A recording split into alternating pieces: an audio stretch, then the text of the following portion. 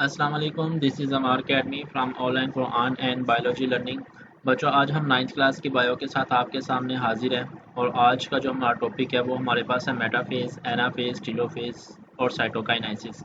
इससे पहले जो हमने स्टडी किया था वो हमने प्रोफेज को स्टडी किया, हमने स्पिंडल फाइबर्स को देखा और आज हम उससे नेक्स्ट वाला जो टॉपिक है वो हम स्टार्ट करेंगे। तो बच्चों, स्टार्ट करने से पहले अगर आप मेरे चैनल में नए हैं तो मेरे चैनल को सब्सक्राइब कर लें, बेल आइकन को ऑन कर लें ताकि आप जो है कुरान पाक तलफ़्फ़ुज़ के साथ पढ़ना सीख जाएं और इसके अलावा वो स्टूडेंट जो बायो सीखना चाहते हैं वो बायो पढ़ सकें। तो चलो बच्चों, हम अपना टॉपिक जो है वो स्टार्ट करते हैं जो कि मेटाफेज से स्टार्ट होता है। लेकिन स्टार्ट करने से पहले एक बात मैं आपको फिर दोबारा थोड़ा सा रिवीजन करके बता देता हूँ कि हमने mitotic spindle fibres, mitotic spindles और हमने प्रोफेज की डिटेल, ये सारी चीज़ें हमने स्टडी की थी।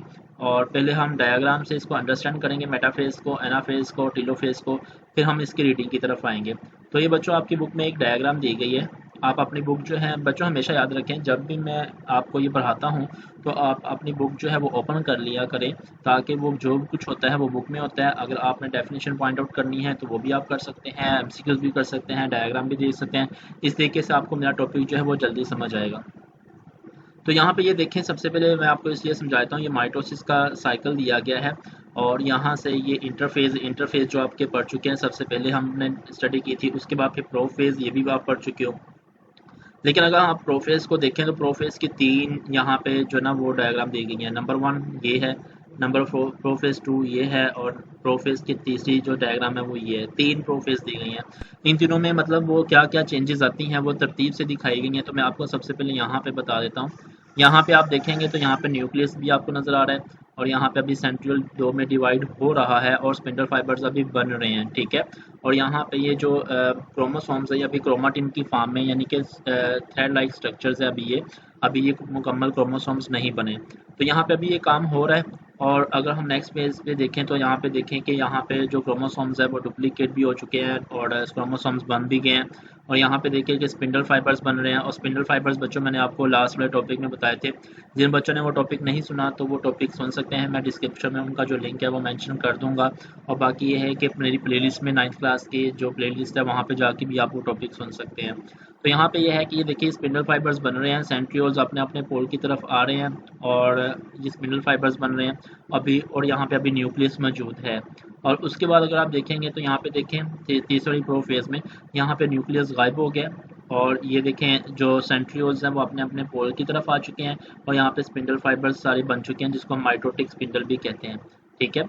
यहाँ पे लिखा हुआ है क्रोमाटिन कंडेंसिस, यानी कि क्रोमाटिन कंडेंसिस हो रहे हैं और क्रोमोसोम रेप्लिकेट हो रहे हैं। उसके बाद फिर यहाँ पे देखें कंडेंसेशन कंटिन्यू, अभी कंटिन्यू हो रही है और स्पिंडल फाइबर्स बन रहे हैं। और यहाँ पे देखें न्यूक्लियर इन्वेलप ब्रेक, यानी कि न्यूक्लियस गायब हो गया और स्पिंडल फाइबर्स मुकम्मल तौर पे बढ़ गए हैं। लेकिन यहाँ पे ये है कि जो क्रोमोसोम्स हैं वो अभी अपनी इरेगुलर फॉर्म में, यानी कि वो किसी तरतीब में नहीं है। तो ये हम पढ़ चुके थे और ये प्रोफेज की तीनों स्टेजेस हैं। आज हमारे पास है मेटाफेज। पहले हम डायग्राम से मेटाफेज पढ़ेंगे, फिर मैं उसकी रीडिंग करूंगा। ये देखें, ये हमारे पास मेटाफेज है और मेटाफेज में देखें कि मुकम्मल जो स्पिंडल फाइबर्स है वो बन गए हैं। और यहाँ पे ये लिखा हुआ है मेटाफेज प्लेट जो है वो भी बन गई है। मेटाफेज प्लेट क्या होती है वो मैं आपको बता देता हूँ। ये देखें चारों क्रोमोसोम्स पेयर जो हैं वो एक ही लाइन में है, एक ही लाइन में आ चुके हैं, ठीक है। ये जो एक लाइन में आते हैं इसको हम कहते हैं मेटाफेज प्लेट। ये मेटाफेज प्लेट है।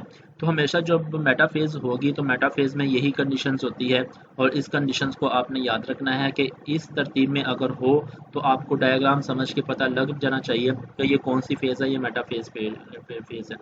इसमें नॉन कैराटोकोर स्पिंडल फाइबर्स दिए हैं और कैराटोकोर स्पिंडल फाइबर्स दिए हैं। कैराटोकोर कौन से होते हैं, नॉन कैराटोकोर कौन से होते हैं? नॉन कैराटोकोर वो होते हैं जिनके पास कैराटोकोर प्रोटीन नहीं होती और कैराटोकोर स्पिंडल वो होते हैं जिनके पास कैराटोकोर प्रोटीन होती है। अब कैराटोकोर प्रोटीन क्यों होती है तो मैं आपको थोड़ा सा यहाँ पे ऊपर डायग्राम से बता देता हूँ। ये देखिए यहाँ पे लिखा हुआ है, ये क्रोमोसोम्स है सेंट्रोमियर और सेंट्रोमियर के पास यहाँ पे कैराटोकोर है। ये कैराटोकोर जो आपको ब्लू कलर की नज़र आ रही है ये एक प्रोटीन है। तो यहाँ पे ये किनेटोकोर स्पिंडल इसलिए इसको कहते हैं क्योंकि ये इस किनेटोकोर प्रोटीन के साथ मिलकर इसको अपने साथ अटैच करते हैं, उसकी वजह से ही ये किनेटोकोर स्पिंडल ने इनको एक लाइन में ले आया है। ठीक है, इसको हम कहते हैं मेटाफेज प्लेट। तो ये मेटाफेज प्लेट है और इस कंडीशंस को आपने याद रखना है। डायग्राम के जरिए आपको पता चल जाएगा कि ये किनेटोकोर मेटाफेज है। ठीक है, तो ये था हमारे पास मेटाफेज और इसकी हम पहले रीडिंग करेंगे, फिर हम एनाफेज की डायग्राम को समझेंगे और फिर उसकी रीडिंग करेंगे। तो हम चलते हैं मेटाफेज की तरफ और मेटाफेज में वो ये कह रहा है when spindle fibres have grown to sufficient length, जब स्पिंडल फाइबर्स एक मुनासिब मिकदार तक ग्रो कर लेते हैं। One spindle fibre known as the kinetochore fibres, कुछ स्पिंडल फाइबर्स ऐसे होते हैं जिनको हम किनेटोकोर फाइबर के नाम से जानते हैं। Attach with the kinetochore of chromosomes, वो क्या करेंगे, वो क्रोमोसोम्स की जो किनेटोकोर होती है उसके साथ खुद को अटैच कर लेंगे। Two kinetochore fibres form opposite pole attach with each other, और कहते हैं दो किनेटोकोर अपने अपोजिट पोल की तरफ आ जाएंगे और एक दूसरे के साथ अटैच हो जाएंगे। Chromosome arrange themselves along the equator of the cell forming metaphase plate, इसको बच्चों फाइंड आउट कर लें। ये डेफिनेशन है मेटाफेज प्लेट की, मतलब जो क्रोमोसोम्स होते हैं वो अपने आप को इक्वेटर में अपने आप को अरेंज करते हैं। जब वो अपने आप को इक्वेटर में अरेंज करते हैं तो उसको हम मेटाफेज प्लेट कहते हैं। इक्वेटर क्या होता है, इक्वेटर होता है कि अगर गोल दायरा है तो उसका हाफ जो होता है उसको हम इक्वेटर कहते हैं। A number of other fibers non-kinetochore form the opposite chromosome attached with each other, और जो kinetochore होंगे वो भी एक दूसरे के साथ अटैच करेंगे, वो opposite pole की तरफ होंगे और वो एक दूसरे के साथ अटैच करेंगे जिसको हम नॉन kinetochore कहते हैं।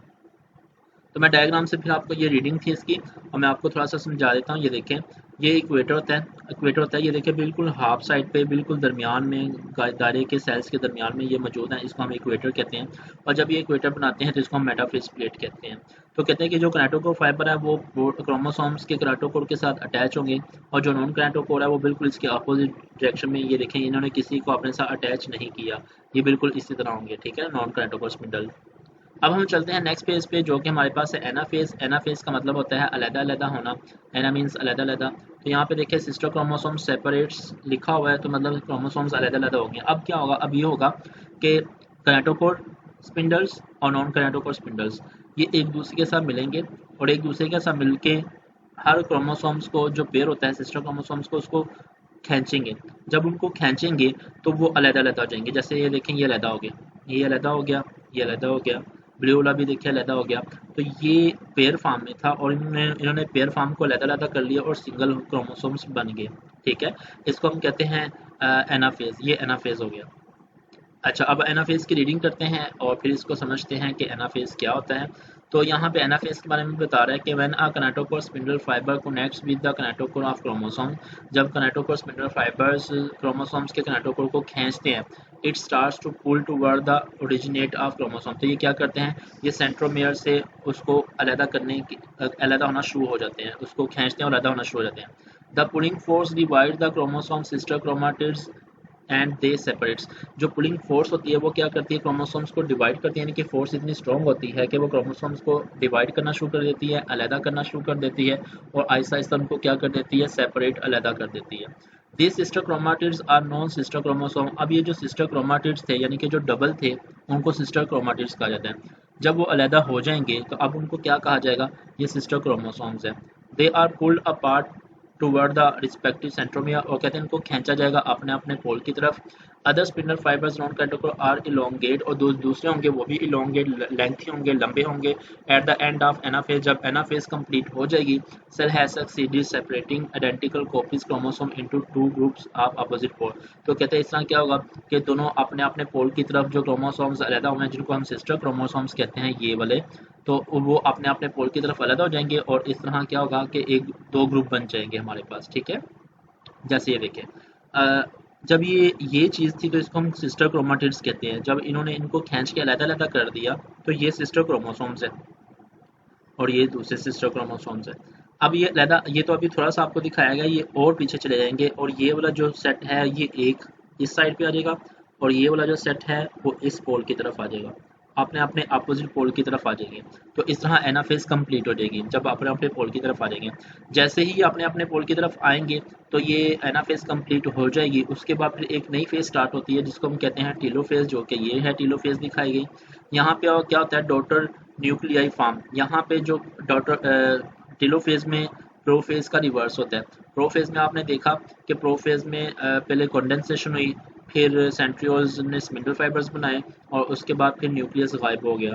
यहाँ पे क्या होता है, यहाँ पे उसका रिवर्स होता है। यहाँ पे स्पिंडल फाइबर्स गायब हो जाएंगे, ख़त्म हो जाएंगे आहिस्ता आहिस्ता, सेंट्रियोल्स 2 से 1 में हो जाएगा और जो न्यूक्लियस है वो बन जाएगा इनके लिए, ठीक है, यानी कि इनमें न्यूक्लियस बन जाएगा। तो ये डॉटर न्यूक्लियस जो ना वो बन चुका है और इस तरह एक ही सेल्स में 2 न्यूक्लियस बन चुके हैं।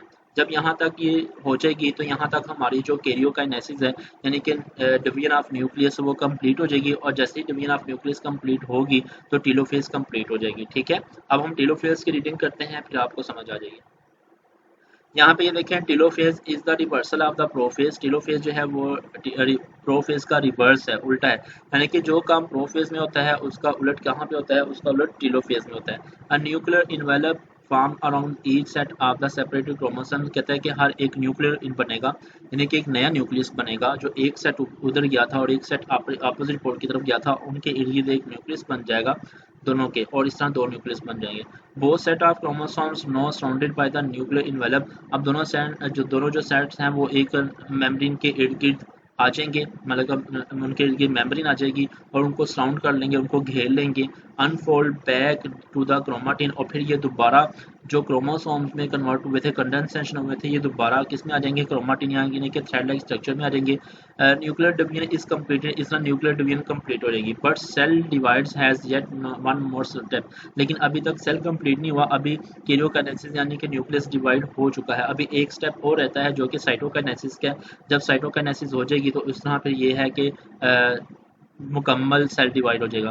तो यहाँ तक आपने टीलोफेज तक पढ़ लिया। ये देखें, एक ही सेल है और एक ही सेल में 2 न्यूक्लियस बन चुके हैं और उसमें मुकम्मल थ्रेड लाइक स्ट्रक्चर यानी कि क्रोमाटिन जो है वो मौजूद है और जो आप अपने पोल की तरफ मौजूद है। अब एक स्टेप बचो रहता है जो कि हमारे पास है साइटोकाइनेसिस, और ये है हमारे पास साइटोकाइनेसिस। अब साइटोकाइनेसिस जो प्लांट में है वो डिफरेंट तरीके से होती है, जो एनिमल्स में है वो डिफरेंट तरीके से होती है।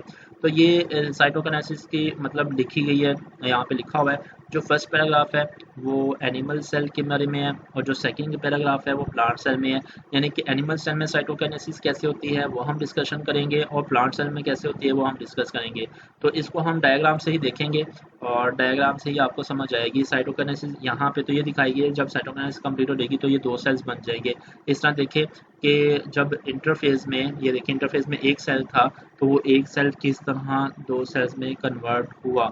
अब हम पढ़ते हैं साइटोकाइनेसिस और इस तरह हमारी माइटोसिस कंप्लीट हो जाएगी। तो ये बच्चों डायग्राम को देखें, ये डायग्राम आपकी बुक में दी गई है। ये जो डायग्राम है ये एनिमल सेल्स की है और ये जो है वो प्लांट सेल्स की है। क्योंकि प्लांट सेल में सेल वॉल होती है इसलिए इसका थोड़ा सा प्रोसेस डिफरेंट होता है। एनिमल सेल में सेल वॉल नहीं होती इसलिए इसका प्रोसेस डिफरेंट होता है। हम पहले एनिमल सेल्स की डायग्राम को देखेंगे, फिर उसकी रीडिंग करेंगे, उसके बाद फिर प्लांट सेल्स को देखेंगे। तो एनिमल सेल में देखते हैं, एनिमल सेल में ये देखें क्या है कि ये देखें जब 2 न्यूक्लियस बन जाते हैं, अभी एक ही सेल है, तो उस वक्त क्या होता है, उस वक्त ये होता है कि क्लीवेज फरो बनती है। क्लीवेज फरो का मतलब ये होता है बच्चों कि यहाँ पे एक ब्रेकडाउन शुरू हो जाती है, दरमियान में एक लाइन बनती है, वो लाइन जो है उसको एक ब्रेकडाउन करना शुरू कर देती है। अभी ब्रेकडाउन मुकम्मल नहीं है, ये क्लीवेज बनना शुरू हो जाएगी और आहिस्ता आहिस्ता जो मेम्ब्रेन है वो अंदर की तरफ इन्वेजिनेट होगी, यानी कि अंदर की तरफ धंसेगी और एक न्यूक्लियस एक पोल की तरफ आ जाएगा, दूसरा न्यूक्लियस दूसरे पोल की तरफ आ जाएगा। जब ये काम स्टार्ट होगा क्लीवेज फरो, तो नेक्स्ट पेज पे देखें कि जो हमारे पास ये जो क्लीवेज है यानी कि जो मेम्ब्रेन है वो अंदर की तरफ और इन्वेजिनेट होगी। ये तो कम दिखाई गई, यहाँ तक इन्वेजिनेट हो जाएगी, यहाँ तक इन्वेजिनेट होगी और उसके बाद फिर क्या होगा, उसके बाद फिर आहिस्ता आहिस्ता ये दोनों अलग-अलग रहेंगे और एक सेल इधर आ जाएगा और एक सेल इधर आ जाएगा और इसको हम कहते हैं ये क्या है, डॉटर सेल्स है। तो इस तरह क्लीवेज फरो की वजह से यानी कि क्लीवेज की वजह से दरमियान में जो सेल होता है वो ब्रेक डाउन होना शुरू हो जाता है और इस तरह सेल जो है वो 2 में डिवाइड हो जाता है जिसको हम डॉटर सेल्स कहते हैं। अब हम इसकी रीडिंग करते हैं फिर आपको समझ आएगी।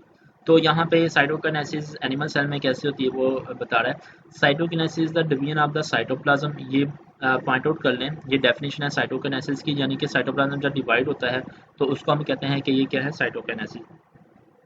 इन animal cell cytokinesis occur by the process known as the cleavage. जी अभी जो मैंने आपको दिखाई है वो क्लीवेज, यानी कि इसमें जो सेल डिवाइड होता है वो क्लीवेज के प्रोसेस के जरिए होता है। A cleavage furrow develop where the metaphase plate used to be, कहते हैं ये यहाँ कहाँ पे डेवलप होती है क्लीवेज लाइन, कहाँ पे आती है, ये बिल्कुल दरमियान में आती है। जहाँ पे मेटाफेज प्लेट नहीं बनी थी मेटाफेज के दौरान, तो वहाँ पे बिल्कुल मेटाफेज प्लेट के जहाँ पे बनती है वहाँ पे दरमियान से क्लीवेज होती है। और द फरो डीपन्स, जो लकीर होती है डिवाइड होने की, वो डीपन्स गहराई में चली जाती है।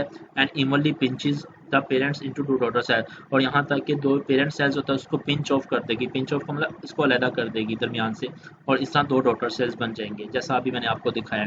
तो ये था हमारे पास साइटोकिनेसिस इन एनिमल्स, और इसकी डायग्राम के जरिए भी मैंने आपको बता दिया। अब हम चलते हैं प्लांट सेल्स की तरफ के प्लांट सेल्स में क्या होता है। तो ये बच्चों एक प्लांट सेल्स है पूरा का पूरा जो दिखाया गया है, और इसके जो डार्क ब्लैक डार्क लाइन दी गई है, ये जो है ना ये सेल वॉल है, ठीक है, ये देखें सेल वॉल लिखा हुआ है। और देखें यहाँ पे न्यूक्लियस डिवाइड हो चुके हैं दो में। अब हमने क्या करना है कि सेल को दो में डिवाइड करना है। तो यहाँ पे क्या होगा, यहाँ पे ये होगा कि vesicles contain cell wall material, यहाँ पे एक वेसिकल्स बनेंगी, यानी कि जो गोल्जी ऑपरेटस में आपने पढ़ा था, गोल्जी ऑपरेटस में जो वेसिकल्स बनती हैं वही वेसिकल्स यहाँ पे आएंगी, और यहाँ पे आने के बाद एक लाइन में आ जाएंगी और यहाँ पे एक केमिकल रिलीज करेंगी। वो जब केमिकल रिलीज करेंगी तो वो क्या करेंगी, वो जो केमिकल है वो यहाँ पे इसको ब्रेक डाउन करना शुरू कर देगी, यहाँ पे तोड़फोड़ शुरू कर देगी, और यहाँ पे एक लाइन बन जाएगी जो कि ये लाइन बनी है। नेक्स्ट पेज पे देखें, नेक्स्ट पेज पे देखें तो ये एक लाइन बनी है, इस लाइन को हम कहते हैं सेल प्लेट, सेल प्लेट बन जाएगी, ठीक है। अब ये सेल प्लेट पहले सेल मेम्ब्रेन तक फैलेगी, उसके बाद फिर सेल वॉल तक फैलेगी, और उसके बाद फिर क्या हो जाएगा, ये जो प्लेट बनी है ये इस पार्ट को अलग कर देगी और इस पार्ट को अलग कर देगी, और ये देखें दो सेल्स बन चुके हैं जिसको हम डॉटर सेल्स कहते हैं। तो इस तरह ये प्लांट सेल जो है ना वो इसमें इस चीज़ होता है, इसमें ये केमिकल इसलिए रिलीज होता है क्योंकि सेल वॉल को ब्रेक डाउन करना थोड़ा सा डिफिकल्ट है, इसलिए वो केमिकल्स रिलीज होते हैं, और वो रिलीज होने के बाद फिर क्या करते हैं, सेल को दो डॉटर सेल्स में डिवाइड कर देते हैं, ठीक है। तो ये दो डॉटर सेल्स में डिवाइड कर दिए उन्होंने। अभी हम इसकी रीडिंग करते हैं। तो वो कह रहा है कि cytokinesis in plant cell occur differently, plant cell में थोड़ा सा डिफरेंट है। कैसे, vesicles drive from the Golgi apparatus, जी गोल्जी ऑपरेटस में से वेसिकल्स जो है वो बाहर निकलती हैं, to move the middle of the cell, और दरमियान में मूव करती हैं। Fuse from the membrane bounded disc call the cell plate या फ्रेगमोप्लास्ट। वो कहते हैं कि जब ये लाइन जो है ये यहाँ पे ये वेसिकल्स है छोटी छोटी, और वेसिकल्स पे केमिकल जब रिलीज करती हैं तो यहाँ पे एक प्लेट बन जाती है, और ये प्लेट सेल वॉल तक फैल जाती है, और जब ये सेल वॉल तक फैल जाएगी तो इस प्लेट को हम नाम देंगे फ्रेगमोप्लास्ट। इसको हम क्या नाम देंगे, फ्रेगमोप्लास्ट। जो यहाँ पे लिखा हुआ है वो ये फ्रेगमोप्लास्ट है। तो यही आपने याद रखना है, यहाँ तक ये पॉइंट आउट कर लें, वेसिकल से लेके तो फ्रेगमोप्लास्ट तक। Vesicle drive from the Golgi apparatus move to the middle of the cell and fuse to form membrane bonded disc called the cell plate और फ्रेगमोप्लास्ट। सेल प्लेट हो या फ्रेगमोप्लास्ट दोनों एक ही चीज़ है। नेक्स्ट वो कह रहा है कि द प्लेट ग्रो आउटवर्ड, यही जो प्लेट होती है वो बाहर की तरफ ग्रो करती रहती है। मोर वेसिकल्स फ्यूज विद इट, इसके साथ ज़्यादा से ज़्यादा वेसिकल्स या थैलियाँ जो होती हैं वो अटैच होती जाती हैं। फाइनली और आखिरकार membrane of the cell plate fuse with the plasma membrane, फिर ये प्लाज्मा मेम्ब्रेन से मिल जाती है, and it connect to the parental cell wall, फिर ये सेल वॉल के साथ, यानी कि क्योंकि आपको पता ना कि सेल मेम्ब्रेन अंदर होती है और सेल वॉल उसके बाहर होती है, तो पहले ये सेल मेम्ब्रेन से अटैच होते हैं ये वेसिकल्स, उसके बाद फिर ये किससे अटैच होते हैं, ये सेल वॉल से अटैच होते हैं। The result is two daughter cell, जब ये सेल वॉल से अटैच होते हैं तो साथ साथ उसको अलग करते जाते हैं, इस तरह ये दो डॉटर सेल्स बन जाते हैं। Each bounded by its own plasma membrane and cell wall, हर एक की अपनी प्लाज्मा मेम्ब्रेन और सेल वॉल होगी। जैसे यहाँ पे देखें, इसकी अपनी सेल मेम्ब्रेन है यानी कि प्लाज्मा मेम्ब्रेन है, और इसकी अपनी सेल वॉल है, ठीक है, दोनों की दोनों डॉटर सेल्स में डिवाइड हो गए। तो ये इसका प्रोसेस था, उसमें क्लीवेज के जरिए होता है, एनिमल में क्लीवेज के जरिए होता है, और यहाँ पे वेसिकल्स और मेटाफेज प्लेट की वजह से होता है, ठीक है, फ्रेगमोप्लास्ट जिसको हम कहते हैं। तो इस वजह से ये डिवीजन होती है। ये बच्चों आपने याद रखना है, ये आपने रीडिंग कर ली, और ये यहीं पे हमारी जो माइटोसिस है वो कंप्लीट होती है। माइटोसिस की जो दो स्टेजेस थी, एक को हम कहते हैं कैरियोकिनेसिस, न्यूक्लियस का डिवाइड होना, तो न्यूक्लियस टेलोफेज तक डिवाइड हो जाता है। उसके बाद फिर हमारे पास था साइटोकिनेसिस, और साइटोकिनेसिस जो कि हमारे पास सेल का डिवाइड होना है, वो यहाँ पे एक अलग से प्रोसेस है, और यहाँ पे हमारा जो टॉपिक है वो कंप्लीट होता है। तो बच्चों ये टॉपिक आप पूरा कंप्लीट सुनिएगा, थोड़ा सा डिफिकल्ट तो है, लेकिन जब अगर आप फोकस करेंगे, गौर से सुनेंगे, अपनी बुक सामने रखेंगे तो फिर आपको समझ आ जाएगी। अगर फिर भी आपका कोई क्वेश्चन रह जाए तो फिर आप यह है कि कमेंट सेक्शन में जाके कमेंट्स कर सकते हैं, मैं इंशाल्लाह आपको उसका आंसर दूंगा लाजमी, और इस टॉपिक को आप समझेंगे, ठीक है। इंशाल्लाह कल हम जो है ना वो इसके सिग्निफिकेंस को स्टार्ट करेंगे, जो कि हमारा अगला लेसन होगा। तब तक के लिए हमें इजाज़त दीजिए। अल्लाह हाफिज़।